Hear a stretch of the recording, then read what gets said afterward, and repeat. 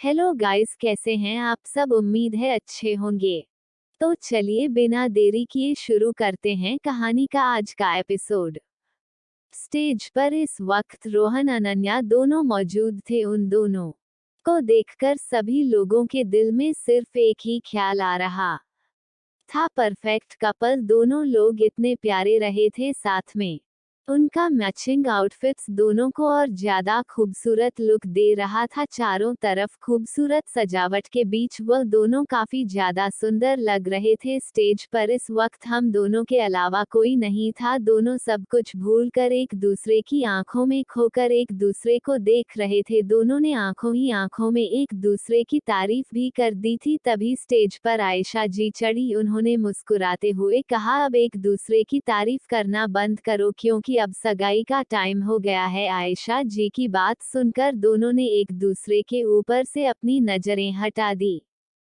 आयशा जी के साथ पंडित जी और जनार्दन जी भी स्टेज पर आ गए। पंडित जी ने दोनों की तरफ देखकर कुछ कहा। कुछ देर बाद स्टेज के बीचों बीच अनन्या और रोहन मौजूद थे। पंडित जी ने कुछ मंत्र उच्चारण किया और फिर रोहन ने अनन्या की तरफ मुस्कुराते हुए देखा। अनन्या भी मुस्कुराते हुए उसी की तरफ देख रही थी। तभी रोहन अचानक से अनन्या के सामने घुटनों के बल बैठ गया। सब लोग रोहन को देख रहे थे। रोहन ने प्यार भरी नजरों से अनन्या को देखते हुए कहा, क्या तुम हमेशा हमेशा के लिए मेरी बनना चाहोगी। मैं अनन्या राठौड़, क्या तुम मिसेज अनन्या रोहन कपूर बनना चाहोगी। रोहन को इस तरह से सभी लोगों के सामने इतनी रोमांटिक तरीके से प्रपोज करता देखकर अनन्या ने खुशी से अपना सर हिलाया। रोहन ने आयशा जी की तरफ देखा। आयशा जी ने मुस्कुराते हुए उनको उठी उसी की तरफ बढ़ा दी। रोहन ने अंगूठी को पकड़ा और अनन्या की तरफ देखते हुए कहा, तो क्या आप अपना हाथ मेरे हाथ में देंगी मिस अनन्या राठौड़, ताकि यह रोहन कपूर आपको फ्यूचर मैसेज रोहन कपूर बनने के लिए एक कदम आगे बढ़ा पाए। रोहन की फ्लर्टी बातें सुनकर अनन्या का चेहरा गुलाबी हो गया। वहीं बाकी सब भी रोहन कपूर का ये रोमांटिक अवतार देखकर काफी हैरान थे। सभी लोग यही जानते थे कि रोहन काफी सक्सेसफुल डॉक्टर है, पर साथ में यह अफवाह फैली हुई थी कि रोहन किसी से सीधे मुंह बात भी नहीं करता। अनन्या ने मुस्कुराते हुए अपना हाथ आगे कर दिया। रोहन ने अनन्या की नाजुक उंगली में अपने नाम की अंगूठी पहना दी। सभी लोगों ने जोर जोर से तालियां बजाना शुरू कर दिया। सभी लोगों के बीच में खड़ी आलिया गुस्से भरी नजरों से अनन्या और रोहन को देख रही थी, जैसे आंखों ही आंखों में दोनों की खुशियों को नजर लग रही हो। अनन्या को अंगूठी पहनाने के बाद रोहन अपनी जगह पर खड़ा हो गया। आयशा जी ने अनन्या की तरफ भी अंगूठी बढ़ा दी। अनन्या ने भी मुस्कुराते हुए रोहन को अंगूठी पहना दी। चारों तरफ फिर से तालियों की आवाज सुनाई देने लगी। तभी स्टेज पर पीछे से 3 बंदर आकर कूद गए। सबने देखा तो वह कोई और नहीं, अंश, वंश और आदित्य थे। आदित्य के हाथ में माइक था और अंश वंश मुस्कुराकर सभी को देख रहे थे। आदित्य ने माइक में चिल्लाते हुए कहा, तो आज हमारे घर के सबसे छोटे बेटे ने शादी कर ली। देखो भाई लोग, इसे सबसे ज्यादा जल्दी थी, जबकि बड़े भाई कुंवारे बैठे हुए हैं। पर अब अगर कर ली तो कर ली, अब हम लोग इसका दिल भी तो नहीं तोड़ सकते। तो ऐसी खुशी के माहौल को और ज्यादा अच्छा बनाने के लिए हम लेकर आए हैं एक इंटरेस्टिंग गेम।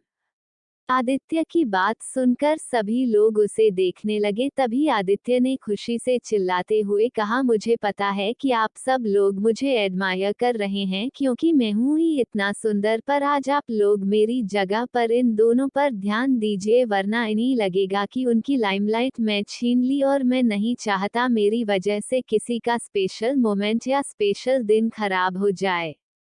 आदित्य की बकवास सुनकर पीछे से अंश और वंश ने एक साथ उसकी पीठ पर मुक्का मारा। बेचारे आदित्य की चीख माइक पर सभी लोगों को सुनाई दी। सभी लोग हंसने भी लगे। आदित्य ने नकली मुस्कुराहट के साथ सभी की तरफ देखकर कहा, सॉरी मेरे दोस्तों, वह कुछ पागल लोग हैं जो मेरी हैंडसमनेस को देखकर जलते रहते हैं, इसलिए मुझे मारने की कोशिश करते हैं, पर आप सब लोग प्लीज माइंड मत कीजिए। आदित्य जोशी अब शुरू करेगा अपना गेम। तो जैसा कि आज हमारी दूल्हा दुल्हन रोहन और अनन्या जो कि ऑफिशियल एंगेज हो चुके हैं, इनके लिए मैंने एक अच्छा सा गेम ढूंढकर निकाला है, कंपैटिबिलिटी टेस्ट, जिससे हम जानेंगे कि ये दोनों एक दूसरे को कितना जानते हैं। क्योंकि बचपन से दोनों साथ रहे हैं तो मुझे लगता है एक दूसरे के बारे में सब कुछ पता होना चाहिए, पर फिर भी हम देखेंगे कि ये दोनों एक दूसरे को कितना अच्छी तरह से जानते हैं। कुछ देर बाद दो कुर्सियां ऑपोजिट डायरेक्शन में रखी हुई थी, उसे पर अनन्या और रोहन बैठे हुए थे। दोनों एक दूसरे को नहीं देख सकते थे पर बाकी सब दोनों को देख सकते थे। तभी आदित्य ने दोनों के हाथ में पड़े हुए और कागज और पेन को देखते हुए कहा, तो आप दोनों के पास होंगे 20 सेकंड में, जो भी पूछूंगा उसका जवाब आप दोनों को यहाँ पर लिखना होगा और फिर हम यही जवाब बाकी सबको दिखाएंगे। आप दोनों का जवाब कितना मिलता है ये जानने के लिए आदित्य ने माइक में चिल्लाते हुए कहा, तो आप सब लोग एक्साइटेड है? सभी लोगों ने हाँ में सर हिलाया और चिल्लाने लगे। आदित्य ने पहला सवाल पूछते हुए कहा, अनन्या की फेवरेट डिश। आदित्य के इतना कहना ही था कि रोहन जल्दी से कुछ लिखने लगा। अनन्या ने कुछ सोचा और फिर वह भी लिखने लगी। 10 सेकंड होने के बाद आदित्य ने चिल्लाते हुए कहा, 5 4 3 2 1।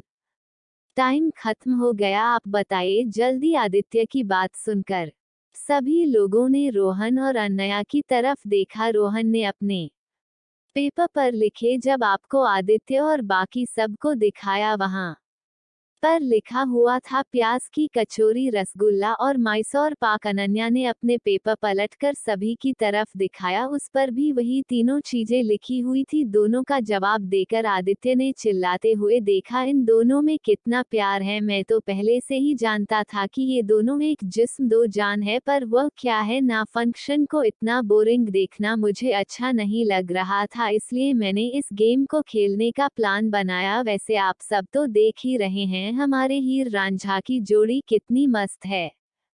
तो गेम कंटिन्यू करते हैं। इतना कहकर आदित्य ने दूसरा सवाल पूछा, रोहन ने अपनी सबसे पहली सर्जरी कब कंप्लीट की थी? आदित्य का सवाल पूछते ही अनन्या और रोहन कुछ लिखने लगे। कुछ देर बाद टाइम खत्म हुआ। रोहन ने फिर से सवाल पूछा। अनन्या ने अपना लेटर सभी की तरफ दिखा दिया, उस पर डेट लिखी हुई थी 12 अगस्त 2021। तभी रोहन ने भी अपना पेपर सभी की तरफ दिखाया, उस पर भी वही डेट लिखी हुई थी। दोनों का जवाब फिर से एक बार देखकर आदित्य ने हंसते हुए कहा, तो भाई लोग देखा जैसे कि हमारे दोनों लोग हीर रांझा सब जानते हैं, फिर भी हम कंटिन्यू करेंगे क्योंकि हमें इन्हें परेशान करना है और जब तक मुर्गा जाल में नहीं फंस जाता आदित्य जोशी इन्हें नहीं छोड़ने वाला।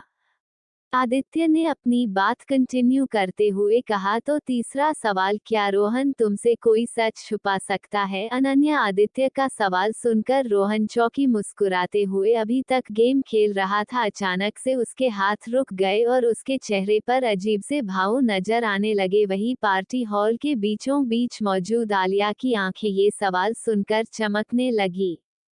अनन्या ने जल्दी से जवाब लिखा, रोहन ने भी कुछ सोचा और जवाब लिखा। कुछ देर बाद अनन्या ने सभी लोगों की तरफ अपना पेपर दिखाएं, उस पर साफ साफ लिखा हुआ था, रोहन कभी मुझसे कुछ नहीं छुपा सकता। फिर रोहन ने अपना पेपर सभी की तरफ दिखाया, जिस पर लिखा हुआ था, कभी कुछ नहीं छुपा सकता। पेपर को देखकर एक बार सभी लोग खुश होने लगे। वही अनन्या ने मुस्कुराते हुए रोहन की तरफ देखा, पर रोहन के चेहरे की मुस्कुराहट अब पहले की तरह बड़ी नहीं थी, बल्कि उसे देखकर ऐसा लग रहा था जैसे कोई उसे जबरदस्ती हंसने के लिए मजबूर कर रहा हो। रोहन की नकली मुस्कुराहट देखकर पार्टी हॉल के बीच में मौजूद आलिया ने हंसते हुए कहा, जिस दिन तुम्हारा अतीत सामने आएगा रोहन कपूर, तुम्हारा फ्यूचर और प्रेजेंट पूरी तरह से बिखर जाएगा। बस कुछ दिनों के चाइना से जी लो, क्योंकि उसके बाद तुम्हारी जिंदगी में चैन तो रहेगा नहीं।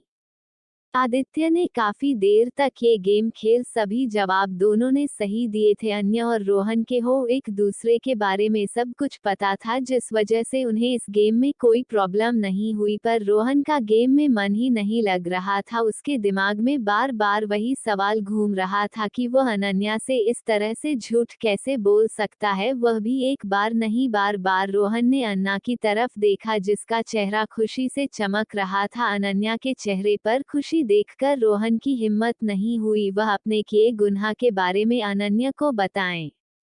अभी सब लोग यही सोच रहे थे कि तभी सभी का ध्यान पार्टी हॉल के दरवाजे की तरफ गया, जहां से दो लोग चलते हुए अंदर आ रहे थे। सभी लोग ना चाहते हुए भी खुद को उस तरफ देखने से रोक नहीं पा रहे थे। अंदर अरमान और आहिल काफी अच्छे से तैयार होकर आ रहे थे। दोनों ने मिलते जुलते कपड़े पहने हुए थे। इस वक्त अरमान ने ग्रे कलर का 3 पीस सूट पहना हुआ था, वहीं आहिल ने भी डार्क ग्रे से ही मिलता जुलता एक 3 पीस सूट पहना हुआ था। दोनों भाई किसी बॉलीवुड मूवी के हीरो की तरह चलते हुए एटीट्यूड से अंदर आ रहे थे। लड़कियां जो अब तक रोहन, अंश, वंश, आदित्य सभी को घूर घूर कर देख रही थी, अरमान के आते ही सभी लोग अरमान को इस तरह से देखने लगी जैसे कच्चा ही निकल जाएंगी। सुकून भी पार्टी के कोने में खड़ी होकर यह सब देख रही थी। जब उसने देखा कि सभी लड़कियां किस तरह से अरमान को घूर रही है, तब उसका छोटा सा चेहरा गुस्से और जलन से लाल हो गया। उसे तो किसी आदमी की भी नजर अपने मिस्टर हैंडसम पर बर्दाश्त नहीं थी, फिर तो यह औरतें थी।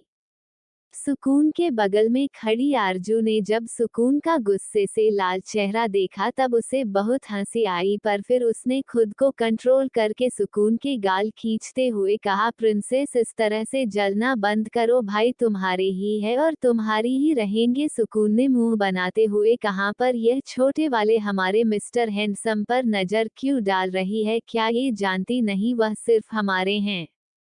अरमान और आहिल को अंदर आता देख स्टेज पर खड़े आदित्य को न जाने क्या सूझा। उसने जल्दी से माइक उठाते हुए कहा, तो गाय आज अनन्या राठौड़ की सगाई थी, तो अनन्या राठौड़ के दोनों बड़े भाई आहिर और अरमान राठौड़ आज अपनी बहन की सगाई के दिन पर अपनी अपनी पार्टनर के साथ कपल डांस करेंगे। आदित्य ने जोर से स्टेज पर अनाउंस करते हुए कहा।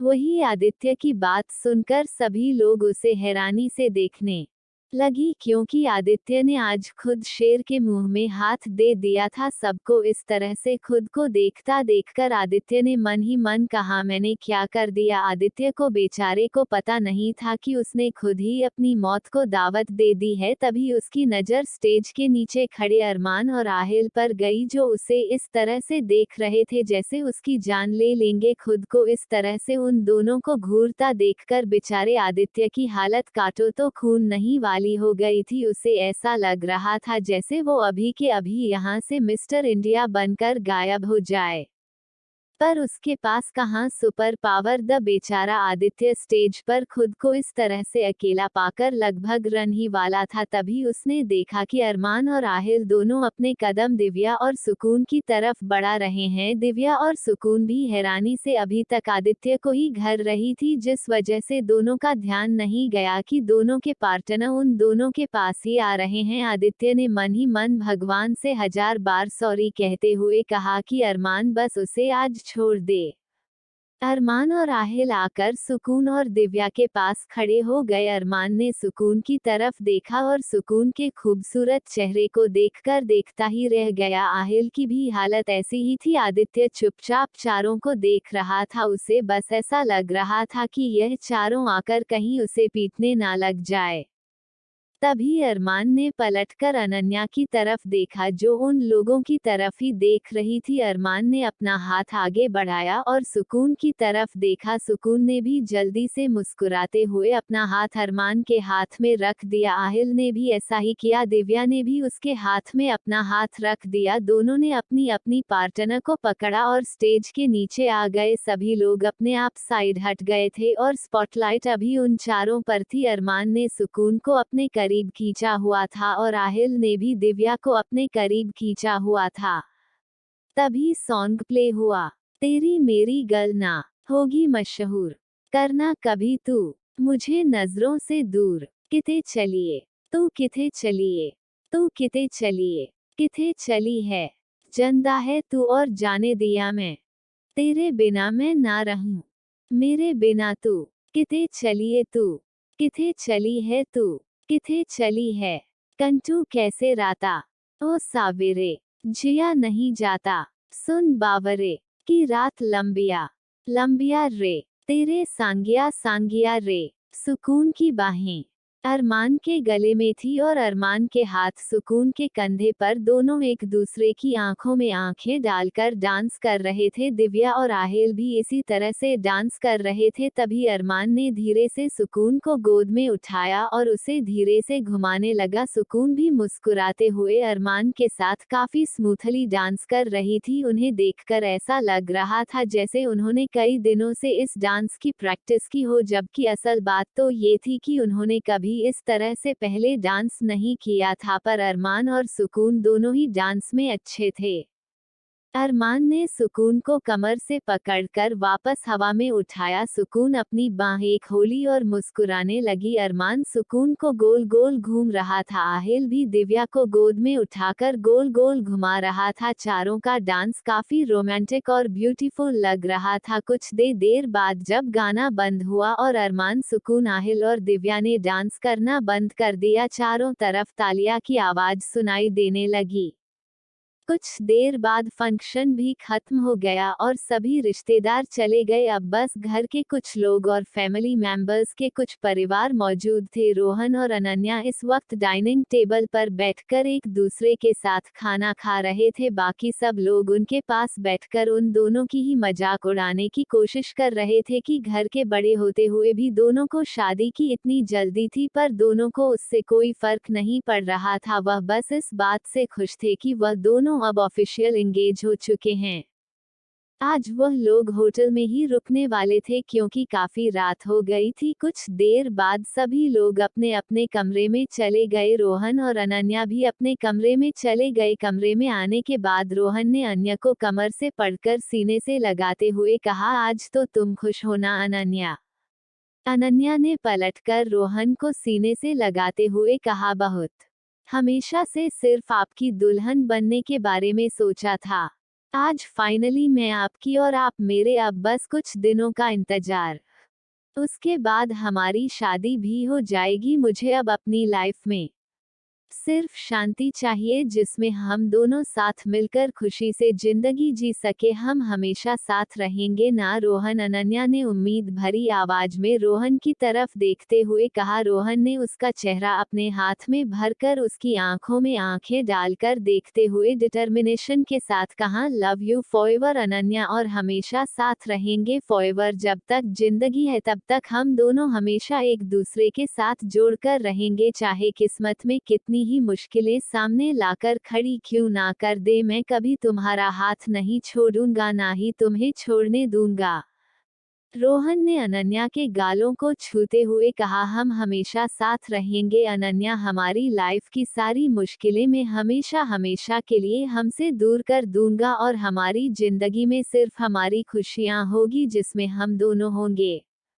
रोहन की बात सुनकर अनन्या ने उसे सीने से लगाते हुए कहा, मैं भी हमेशा सिर्फ तुम्हारे साथ रहना चाहती हूँ रोहन, क्योंकि अब तुम्हारे अलावा किसी और पर भरोसा करने की हिम्मत नहीं है। खुद के भाइयों पर भी अब भरोसा नहीं कर सकती। अनन्या की बात सुनकर रोहन ने कसके अपनी आंखें बंद कर ली। उसने मन ही मन कहा, आई एम सॉरी अनन्या, तुमसे एक बहुत बड़ा सच छुपा रहा हूँ, पर अगर मैंने वह सच तुम्हें बता दिया तो हमारी जिंदगी पूरी तरह से बदल जाएगी। हमारी खुशियां एक पल में मिट्टी में मिल जाएगी और मेरे लिए तुमसे दूर रहना मतलब मौत के बराबर की सजा है। मैं मर जाऊंगा पर तुमसे कभी जुदा नहीं होगा। जो गलती मुझसे हुई है उसका पश्चाताप मैं करके रहूंगा, पर तुम्हें खुद से दूर नहीं जाने दूंगा किसी भी कीमत पर नहीं। बचपन से तुम्हें अपनी दुल्हन बनाने का सपना देखा है और इस सपने को मैं पूरा करके रहूंगा। इतना कहकर रोहन ने अनन्या को गोद में उठाया और उसे लेकर क्लोजेट में चला गया। कुछ देर बाद दोनों अपने कपड़े बदल चुके थे। दोनों ने इस वक्त काफी सिंपल कपड़े पहने हुए थे। अनन्या ने नाइट सूट पहना हुआ था जो कि काफी क्यूट और प्यार था। रोहन ने भी अपना नाइट सूट पहना हुआ था। रोहन और अनन्या दोनों बाहर आए। रोहन ने फिर से अनन्या को गोद में उठाया और बेड पर पटक दिया। अगले ही पल रोहन उसके ऊपर था और उसे किस कर रहा था। अनन्या ने उसे किस करते हुए कहा, आज मैं थक गई हूँ प्लीज। रोहन ने उसके होठों को काटते हुए कहा, मैं भी थक गया हूँ मेरी जान, बस किस करना था तुम्हें। इतना कहकर रोहन उसके बगल में आकर लेट गया। उसने अनन्या को सीने से लगाया और सीलिंग को देखते हुए कहा, अनन्या।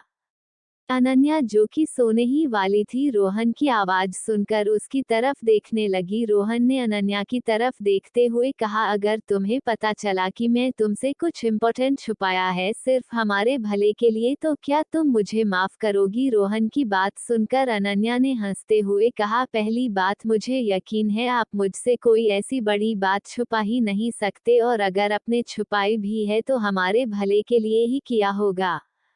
मुझे आप पर पूरा यकीन है। अनन्या की बात सुनकर रोहन के चेहरे पर मुस्कुराहट आ गई, पर मन ही मन उसने कहा, जब तुम्हें मेरी गलती के बारे में पता चलेगा शायद तुम मुझे कभी माफ नहीं करोगी, या फिर यह भी हो सकता है तो मेरा चेहरा भी ना देखना चाहे, पर मैं कभी उसे बारे में तुम्हें पता चलने ही नहीं दूंगा, क्योंकि मैं तुम्हें खुद से दूर नहीं जाने दे सकता। अनन्या इतना कहकर रोहन ने कस के अनन्या को सीने से लगाया और उसके माथे को चूम लिया। दोनों ने एक दूसरे को अच्छे से गले लगाया और एक दूसरे की बाहों में आराम से सो गए।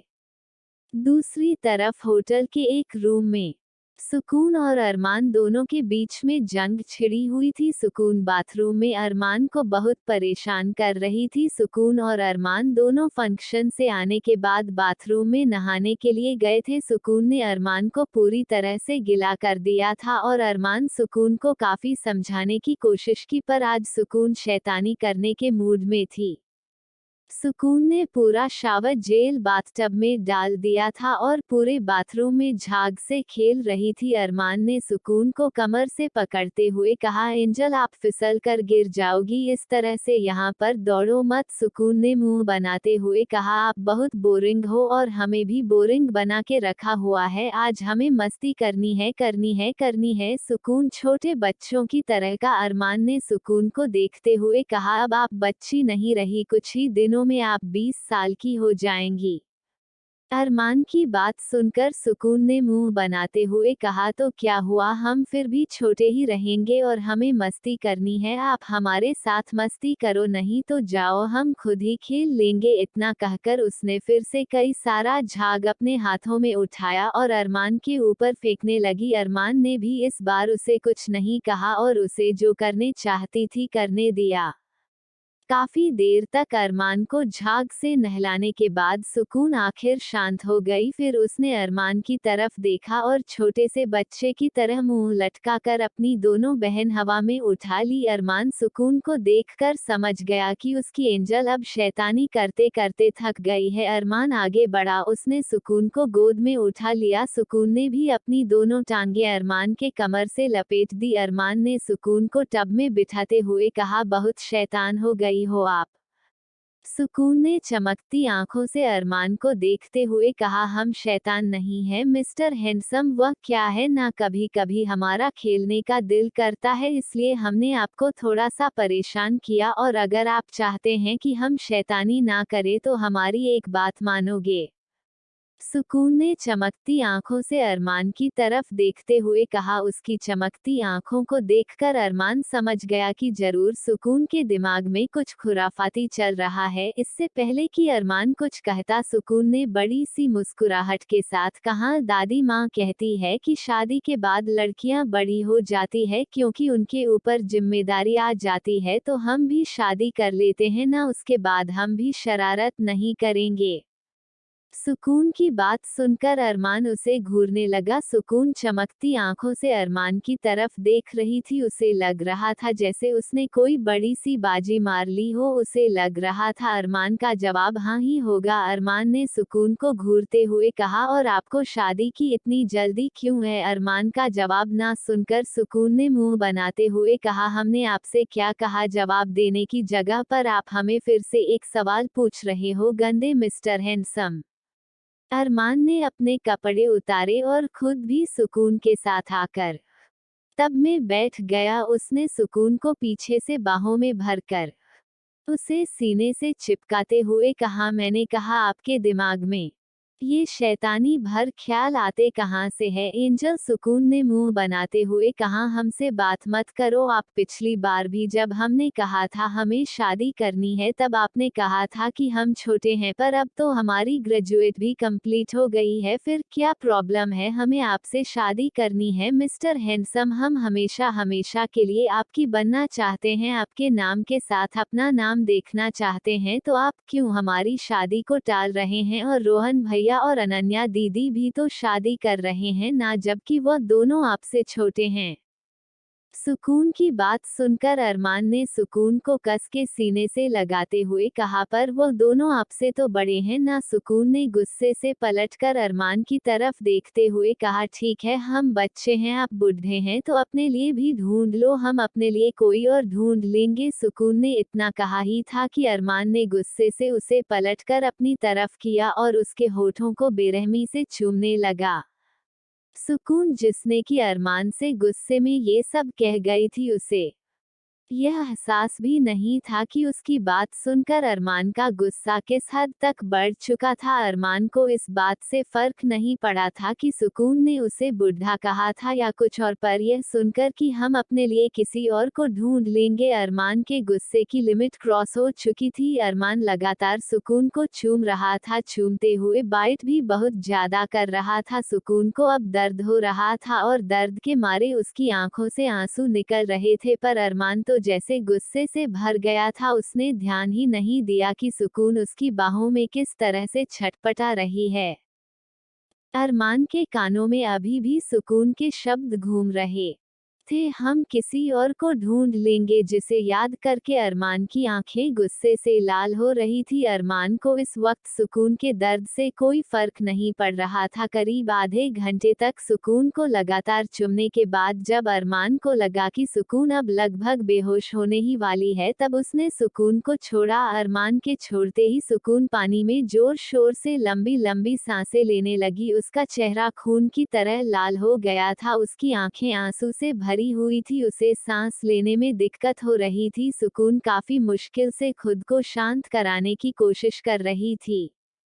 सुकून की ऐसी हालत देखकर भी अरमान को फर्क नहीं पड़ा, बल्कि उसका चेहरा अभी भी गुस्से से लाल था। वही कुछ देर बाद जब सुकून ने खुद को शांत किया, उसने आंसू भरी आंखों से अरमान की तरफ देखा। अरमान की लाल आंखें देखकर सुकून डर के मारे टब में ही पीछे सरकने लगी, पर वहां पर जगह कम थी, जिस वजह से सुकून पीछे नहीं जा पा रही थी। तभी अरमान ने उसे खुद से सटाते हुए उसकी खुली पीठ पर हाथ फेरते हुए कहा, क्या कहा एंजल, तुम किसी और को ढूंढ लोगी? फिर से कहो। अरमान ने जुनूनियत भरी आवाज में सुकून के बालों को कस के पकड़ कर उसका चेहरा ऊपर उठाकर उसकी आंखों में आंखें डालते हुए, सुकून अरमान की आंखों की तपिश बर्दाश्त नहीं कर पा रही थी।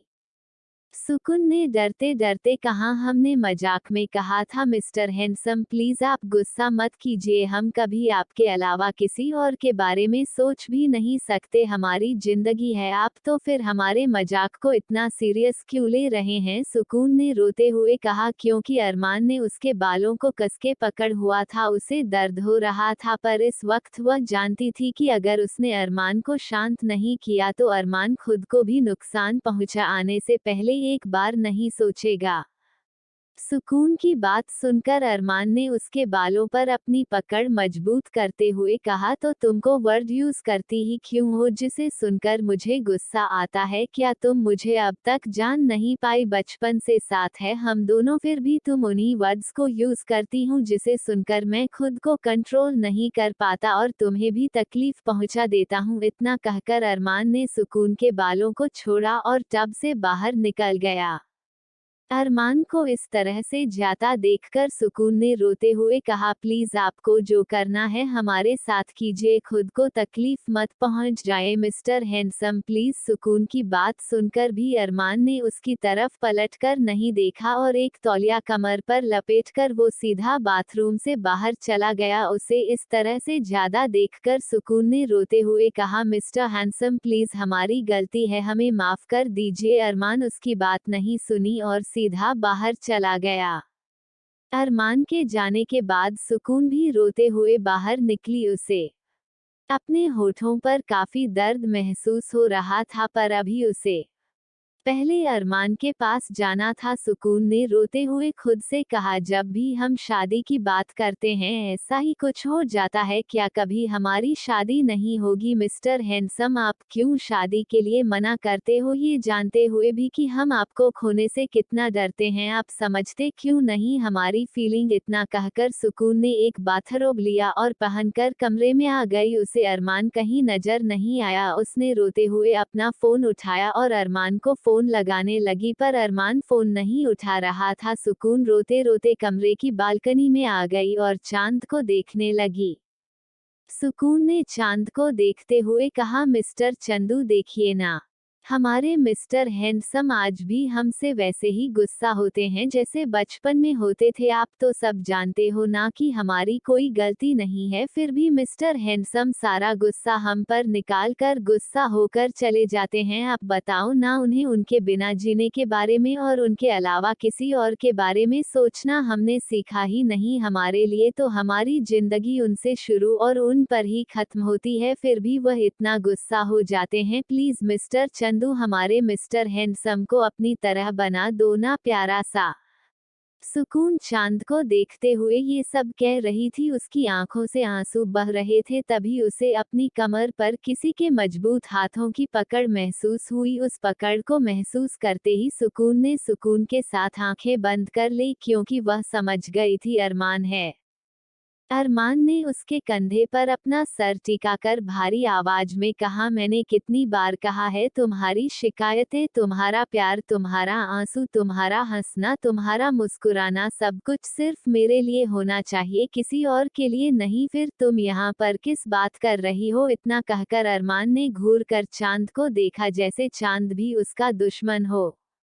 सुकून ने बिना पीछे पलटे रोते हुए कहा, आप तो हमें हर बार ऐसे ही छोड़कर चले जाते हो, सिर्फ गुस्सा करना आता है। आपको कभी नहीं समझते कि हमें कैसा लगता है जब आप बार बार हमसे शादी के लिए मना करते हैं। क्या आप कभी हमसे शादी नहीं करेंगे? हम हमेशा ऐसे ही रहेंगे। मिस्टर हैंडसम बचपन से सिर्फ यही सपना देखा है कि एक दिन आपकी दुल्हन बनेंगे, पर शायद आप हमारा सपना कभी पूरा ही नहीं करना चाहते। इतना कहकर सुकून फूट फूट कर रोने लगी।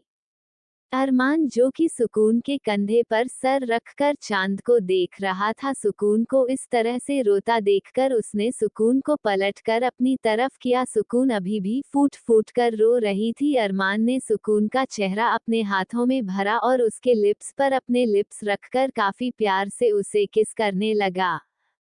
सुकून भी चुपचाप उस किस को एंजॉय करते हुए फील कर रही थी। उसने रिस्पांस तो नहीं दिया, पर अरमान को खुद से दूर भी नहीं किया। करीब 5 मिनट तक उसे काफी प्यार से किस करने के बाद अरमान ने सुकून के होठों को छोड़ा और उसके माथे से माथा टिकाते हुए कहा, एंजल तुम क्यों बार बार किसी और को अपनी जिंदगी में लाने की बात करती हो, ये जानते हुए भी कि तुम्हारी जिंदगी मेरी है और मेरी जिंदगी तुम्हारी है। हम दोनों एक दूसरे के बिना जीने के बारे में सोच भी नहीं सकते। तुम क्यों मुझे गुस्सा दिलाने वाले शब्दों का यूज करती हो? तुम तो जानती हो ना कि तुम्हारा नाम किसी और के साथ जुड़ते हुए मैं नहीं देख सकता। सुकून ने आंसू भरी आंखों से अरमान की तरफ देखते हुए कहा, तो फिर क्यों हमारी शादी के लिए हर बार मना करते हो आप? प्लीज हमें इसकी वजह बता दो मिस्टर हैंडसम, क्योंकि हम बार बार खुद को ये कहकर नहीं समझ सकते कि कभी ना कभी आप हमसे शादी करोगे। हमें बताओ, क्या आप हमसे शादी करोगे, और करोगे तो कब करोगे? हमें टाइम बता दो ताकि हम खुद को समझ सके। अनन्या और रोहन का रूम। अनन्या और रोहन एक दूसरे को गले लगा कर सो रहे थे, तभी रोहन के माथे पर नींद में पसीना आने लगा। रोहन अचानक से चिल्लाकर उठकर बैठ गया, उसकी सांसें तेज चल रही थी। अनन्या काफी गहरी नींद में थी, जिस वजह से उसकी नींद नहीं खुली। वही रोहन अपने माथे पर पसीना देखकर चिल्लाने लगा। तभी उसे एहसास हुआ कि उसके बगल में अनन्या सो रही है। अनन्या को अपने बगल में देखकर रोहन कसके उससे लिपट गया। उसने अनन्या को अपने सीने में छुपा लिया और उसके पूरे चेहरे को चूमते हुए कहने लगा, मैं कभी तुम्हें कभी खुद से दूर नहीं जाने दूंगा अनन्या, कभी नहीं। काफी देर तक अनन्या के चेहरे को चूमने के बाद रोहन की नजरें घड़ी की तरफ गई, जहां पर सुबह के 4:05 हो गए थे। उसे याद आया कि उसे उठकर करीब 5 मिनट हो गए हैं। ये याद आते हैं कि जो कुछ भी उसने सपने में देखा था वह सुबह सुबह का सपना है। रोहन के माथे पर चिंता की लकीरें और माथे पर पसीना आने लगा। रोहन ने खुद के बालों को खींचते हुए कहा, ऐसा नहीं हो सकता, हमारी जिंदगी तबाह नहीं कर सकती, कभी नहीं कर सकती। मैं उसे दूर भेज दूंगा, मेरी जिंदगी में सिर्फ और सिर्फ मेरी अनन्या रहेगी, वह मुझे छोड़कर नहीं जा सकती। रोहन खुद में बड़बड़ आने लगा। आज के लिए बस इतना ही। आखिर क्या वजह है अरमान के हर बार शादी के लिए मना करने की, और क्या देखा रोहन ने सपने में? क्या रोहन का सपना होगा सच, और क्या जवाब देगा अरमान? सुकून को जानने के लिए बने रहिए मेरे साथ। प्लीज चैनल को subscribe and like, comment, share जरूर करें।